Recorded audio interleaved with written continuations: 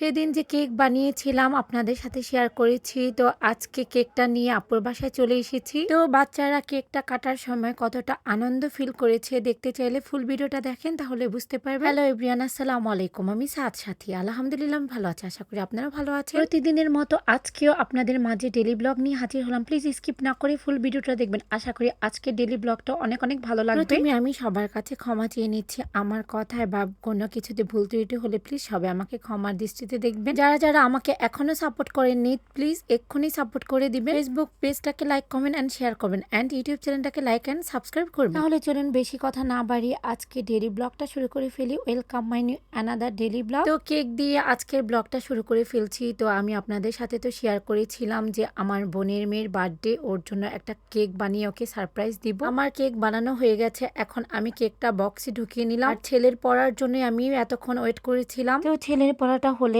আমার বেডিং পত্র গুছিয়ে নিয়েছি, এখন বের হয়ে যাব। যখন মা ছেলে বেরো হলাম আর তখন টাইম হচ্ছে মেবি 7:10 থেকে 15 হবে। এখন অনেক বৃষ্টি হচ্ছিল আর ক্যাটলিনাকে ওর ক্যারি ব্যাগে ঢুকিয়ে নিয়েছিলাম। ব্যাগে বৃষ্টি পড়ছে আর ও অনেক চিল্লাচিল্লি করছে আর আমরা মা ছেলেও একদমই ভিজে গিয়েছিলাম। আমরা যখন বাসা থেকে বের হয়েছি তখনই বৃষ্টি হচ্ছিল। ছেলেকে বলেছিলাম কিছুক্ষণ পর বের হয়ে, কিন্তু ও শুনলো না। তো যাই হোক, অলরেডি আমরা আপুর বাসায় আলহামদুলিল্লাহ পৌঁছে গিয়েছি। আর এখন আমার বানানো কেকটা বের করে নিয়েছে আমার বোনের মেয়ে, আর ওরা এই কেক দেখে অনেক পছন্দ করেছে আলহামদুলিল্লাহ। আমাকে বলছে খালামণি তোমার কেকগুলো এখন আরো বেশি সুন্দর হয়, আর কেকের লুকটাও খুব সুন্দর হয়েছে। আর আমি বললাম সাফা পিঙ্ক কালার পছন্দ করে, তার জন্য ওর জন্য পিঙ্ক কালারই কেকটা মেক করে নিয়েছি। আর সাফা তো কেক দেখে অনেকেই খুশি হয়ে গিয়েছে। আমি যে কেক বানিয়ে নিয়ে আসবো সাফার আম্মাও জানে না, সাফার পাপাও জানে না, আর সাফা তো জানে না। সাফা এখানে এত আয়োজন দেখে সে একদমই খুশি হয়ে গিয়েছে। আর বাচ্চাদের খুশি থাকাটা আমার কাছে খুবই জরুরি, আমার কাছে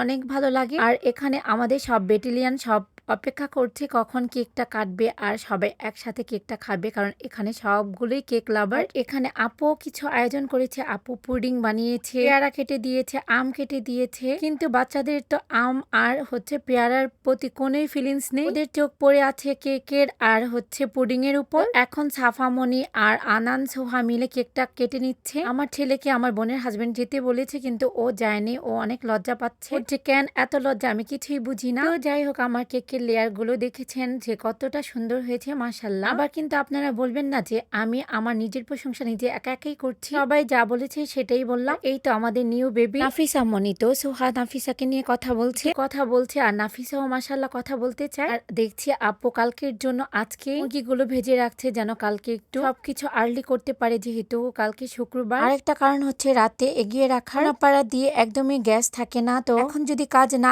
এগিয়ে রাখে, না হয় দুপুর বেলা কালকে খেতে পারবে না সবাই, গ্যাসের অনেক প্রবলেম করে। গরুর মাংসটা আপু কষিয়ে রেখেছে। আর এই তো আপুর বাসা আপনাদের ভাইয়া এসেছে, আপনাদের ভাইয়াকে কেক আর পুডিং দিয়ে দিলাম। তো আমরা রাতের খাওয়া দাওয়া করে আপুর বাসা থেকে আমার বাসা চলে যাচ্ছি, যেহেতু আপুর বাসা আর আম্মুর বাসা একদমই কাছাকাছি, খালি রোডটা পার হতে হয়, এতটুকু ব্যবধান। আর আজকে ছোট বোন আপুর বাসায় থাকবে, তো সবার একসাথে জায়গা হবে না, তার জন্য আমাদের ক্যাটলিনাকে নিয়ে এখন আমি আম্মুদের বাসায় যাচ্ছি। আর তখন বাজে প্রায় 1টার কাছাকাছি, আর সাথে আনানকে নিয়ে যাচ্ছে আর ক্যাটলিনাও আছে। আনান কাঁধে করে নিয়ে যাচ্ছে ক্যাটলিনাকে, আর আপনাদের ভাইয়া সামনেই আছে। যেহেতু ছোট বোন আপুর বাসায় থাকবে, তো সবার একসাথে জায়গা হবে না। আপু বলেছিল থাকো সমস্যা নেই, আমরা সবাই একসাথে থাকবো, কিন্তু আপনাদের ভাইয়া চলো আমি কালকে একটু কাজ আছে, আমার একটু আর্লি ঘুমাতে হবে, আমার বাসা যাই ফ্রিলি আমরা শুয়ে পড়ি, কোনো সমস্যা নেই, সকালে আবার ঘুম থেকে উঠে চলে আসবো। আর আপু বলে দিয়েছে তোমাদের জন্য আমি নাস্তা খাবো না, তোমরা কিন্তু তাড়াতাড়ি চলে আসবে, একসাথে আমরা নাস্তা করব, তোমরা আসলে। ওকে বলে এসেছি আচ্ছা ঠিক আছে। আর রাতের ভিউটা আমি আপনাদের সাথে একটু শেয়ার করছি, রাতের ভিউটা খুবই সুন্দর লাগছে, তাই আপনাদের সাথে আমি একটু শেয়ার করলাম। আর এই ফুলগুলো আমাদের রাস্তার পাশেই, আর খুব সুন্দর ফুল। এই ফুলগুলোর নাম আমি জানি না, আপনাদের বলতে পারলাম না।